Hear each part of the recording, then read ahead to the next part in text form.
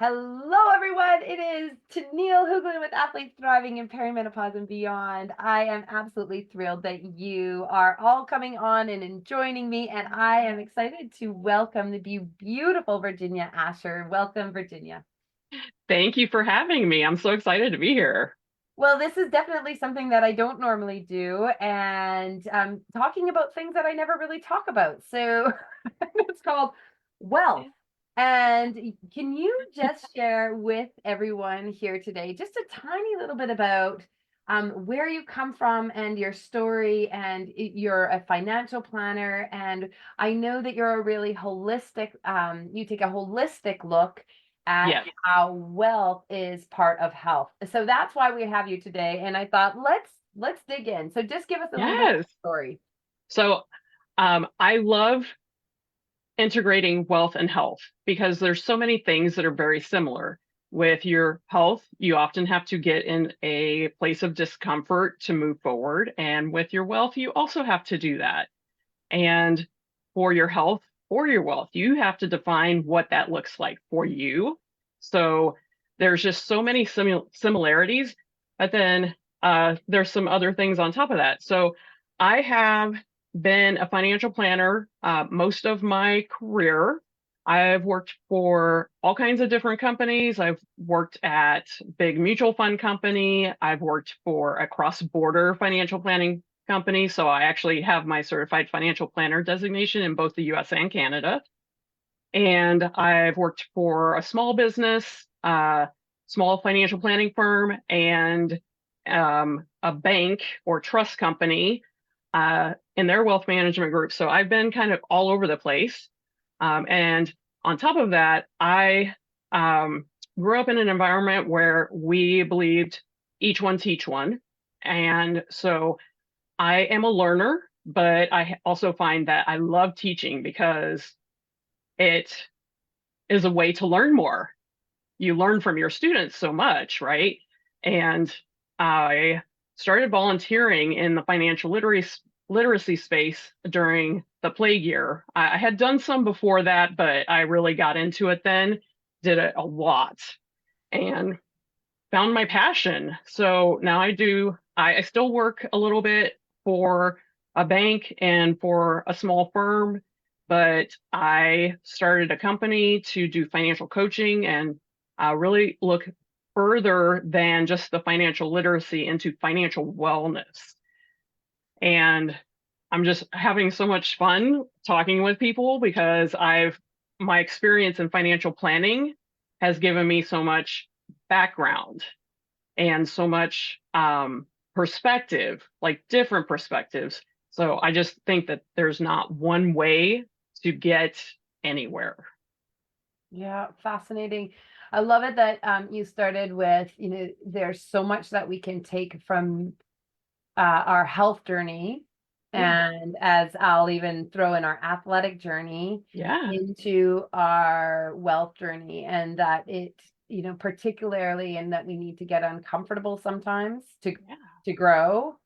And what I'm curious about is, first of all, because I really am focused on the female and the female athlete, is there differences or things that we need that we can understand about our a female, or let's take a gender lens, because that's okay. So let's just Yeah. be clear. There's sex differences and there's gender differences. And then when we're Yeah. talking about our relationship to money, I would assume that we're making gender differences in Yeah. terms of that's what I'm speaking to, the Yes. societal understanding of Yep. ourselves. Yep. Can you speak a little bit to that, and how what do we need to be aware of as females? Well, as females, the first thing you need to be aware of is that you are talked to and marketed to very differently than men are. And because of how we are raised in that culture, we actually judge other people differently based on their gender. So if you, I don't know if you've ever heard of the pink tax, but a lot of people have not heard of the pink tax. It has gotten a little narrower in at least kids' toys, but it used to be you would go into the kids' aisle and the pink Legos were like twice as much as the regular Legos. I have no idea. Oh my goodness. Oh, it's so insidious. Oh, it's so It's wild. so like everything. And if you go buy razors to shave, Oh, like yeah. pink razors, they're extra because they're designed for women. You can shave with a guy's razor just fine. Yeah, Right? I always buy when I was buying those disposable ones, I would buy the men's. They were Yeah, better. Like the three things. Like who wouldn't want the three right. things that can go around a face? Right. I need that to go around my knee, right? Yeah, Yeah. exactly. So And funny. then, and it's so insidious. It's so like ingrained in our society. We don't even realize a lot of it that's happening. So on top of the actual like products, then we get marketed to, men get their like 40 in one shampoo that does like everything they need for their entire house. And women have to have a different cream for every square inch of her entire body, right? Right. Uh, like if men don't need that much lotion, why do we? Yeah. Right. Yeah. And then on besides the actual products we have to buy, then there's the products men don't even have to buy, like bras. Mhm. And there is, you don't necessarily have to wear makeup, but a lot of times you are judged differently if you are not, coloring your hair or getting your makeup done. And we go through more shampoo because we have longer hair. I mean, I don't anymore, but Yeah. things like that. So we pay more for everything during our lifetime and we live longer than men. So there's like this double whammy of how we are not as prosperous as men. And then to kind of top it off, then the media, when you look at financial media, they'll talk when they're doing their normal, like basically to men, they talk a lot about investing and building. And when they talk to women, they talk a lot about how you can buy things cheaper or how you should not buy certain things. Mm. And for anyone in your audience that doubts this, think about someone you know who's male who bought something expensive, like say you saw on your friend's husband bought golf clubs for $1,000. Yeah. Did anyone judge him for doing that? Or were they like, those are awesome. Congratulations, you got these amazing things, right? But if we go spend $1,000 on a handbag or a really comfortable pair of shoes that we can stand in for networking, what's the response to that? Mhm. You spent $1,000 on shoes. I might say that, but if they were not I like, mean, you know, I have never spent $1,000 on shoes, but we should be able to spend our I money mean, just as freely as a we should. man I think that's on actually what a good they point, want, right? Yeah. right? Yeah. Yeah. Yeah. I have not spent $1,000 on shoes and I Well, buy the cheapest handbags because I trash them so bad. yeah, and I think that the population that, we're speaking to, it's on Yeah. athletic gear, like, well, first of Yeah. all, only now are they beginning to create athletic gear for women, Right. and do and understand, like, how long did we go and suffer on bike shorts that were not, they were gender, like, Right. I can't even imagine, or bikes, are now thinking about Yeah. the geometry of women specifically. But I Yeah. think to your point is, do we cheapen what we want to in the equipment that we need, or Yeah.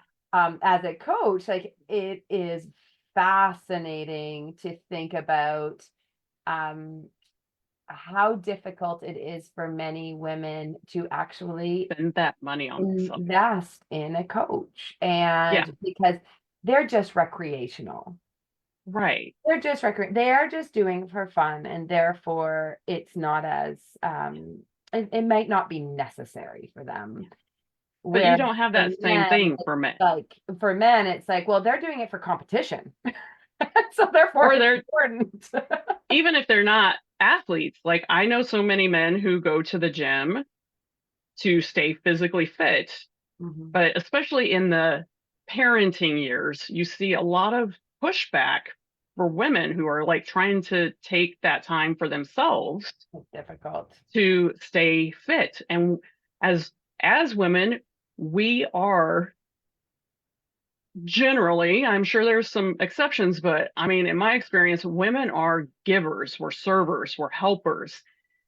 And it's just like they say on the airplane, like you have to take your own breath before you can give air to someone else, right? You have Mhm. to be able to take care of yourself before you can take care of someone else. You have to fill your own cup before you can fill someone else's.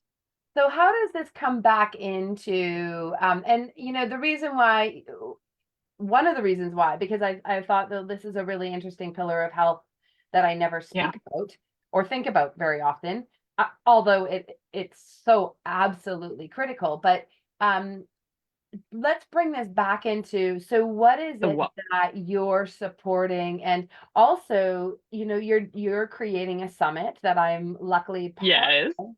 And tell us a little bit about that. So 2 points. So what is Mhm. it that you would want to share with this incredible population of athletes that are thriving in perimenopause and beyond? They are concerned about their health, and that they have there's this element that we don't often bring up that we could look at. Yes. So the American Heart Association does a lot of research on an ongoing basis about the health outcomes that people have based on where they live.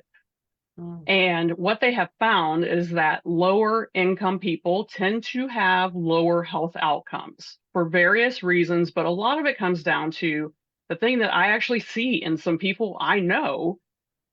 If you don't have enough money, then you take half your medicine, or you don't go to the doctor, or you don't get the gym membership, or like there's so many reasons that having less money. And this is a female problem because we aren't taught to negotiate or to advocate for ourselves. We're taught that we are being too aggressive if we are asking for more. We're not taught our worth. So we charge less than men as entrepreneurs. We don't negotiate as high a salary when we're employees. We don't ask for the same benefits. We just in general, we have a lot more trouble saying, I want money. I deserve money. mhm. And you don't see that in men. Men are like, I deserve money. It's I'm more going to go get common. money. Yeah. Right. But women don't do that. And there's some interesting statistics showing that women in the US and Canada are going to um, control 2/3 of the spendable wealth in the next decade. We can get there faster if we just start asking for more money. Yeah. If we believe in ourselves. And I think a big part of that is finding that community. And sometimes you find it through people you are, training with, you're being coached with, those kind of things. You can find that support that maybe you don't get in your family or friends who have known you a long time.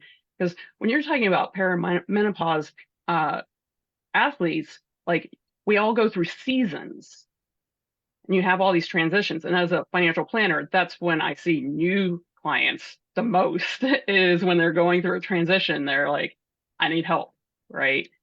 And we change our entire lives. So as you go into this new season, the next season, whatever you have, you can start to look at your money story, like what's holding you back from saying, I deserve to be prosperous.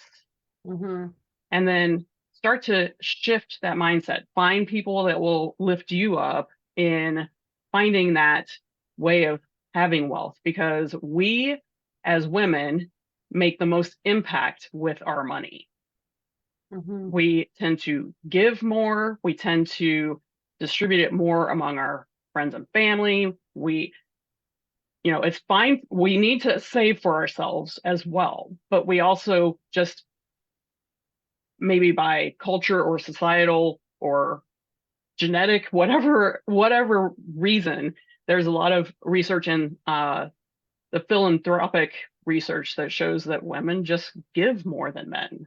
of all their resources, time, energy, money, talent, everything. Fascinating.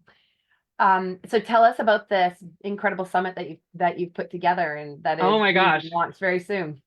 Yes, I'm having so much fun. I'm pretty sure I'm going to start a podcast after this because I'm having so much fun talking to everyone. um, so my company name is Wealthy Living, and you'll see that it looks like it's misspelled because I am integrating wealth and health. I have seen the effects of when people don't have the money for things. And so, what I'm doing in this summit is we are talking about the wealthy woman and what we can do to take control of our money. But in taking control of our money, we're also taking control of our life. We're taking power over the decisions we can make, the freedom that we have. So, what I wanted to do with this summit was show women that there's lots of ways to get to where they're going. There's not like one right way. You can be an entrepreneur, you can be an employee, you can start a business when you're young, or you can start a business when you're old. You can do it through lots of avenues, and you can choose to give a lot or not give a lot. There's just so many ways. So I think I didn't do the math on it, but I think about a third of my interviews are with actual certified financial planner practitioners, all women. We talk about everything, how they got there, money stories, things they've been told that they no longer believe, all kinds of great stuff.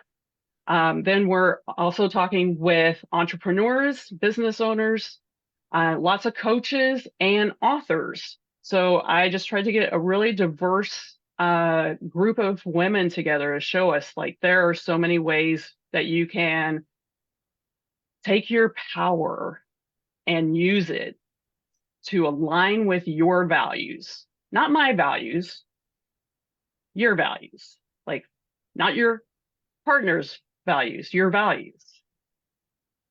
Yeah. It doesn't mean you have to be the breadwinner. It doesn't mean you have to be rich. I haven't had a guest yet that said anything about being rich as being how they define wealth. So, and I'm really curious for anyone that is signing up to view the summit. I will be emailing out every day, and I would love to hear from our viewers what they think wealth is, what they think success looks like, and how that's working for them or how they feel like there's a gap for them. Those are things that just fascinate me. Is I have a behavioral finance background, so that difference between the economics person that we do everything exactly perfect for how we should do it, and then real life, yeah. Humans. We're all humans. Oh, with all of our challenges and hang-ups and history and traumas and small t, big T, whichever.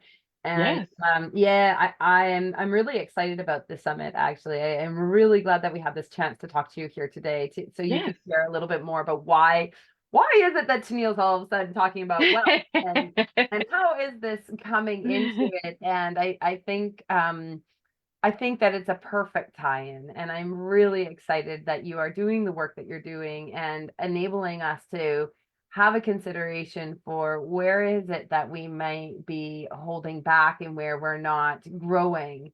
And because, this, like, from a physiological standpoint, coming into that friction is where we actually grow, and coming into being uncomfortable is where we grow. So I encourage everybody to get uncomfortable. Let's get into sign up for this incredible summit and take in what you can. And I'm thrilled that I'm part of it. So thank you so very much. And thank you for joining us here today. Thank you for having me. So fun to see you again. Yay. All right. Well, we'll just wrap it up. And if anybody has any questions, then definitely pop it into the comments and I will connect you up with Virginia. So thank you. Thank you.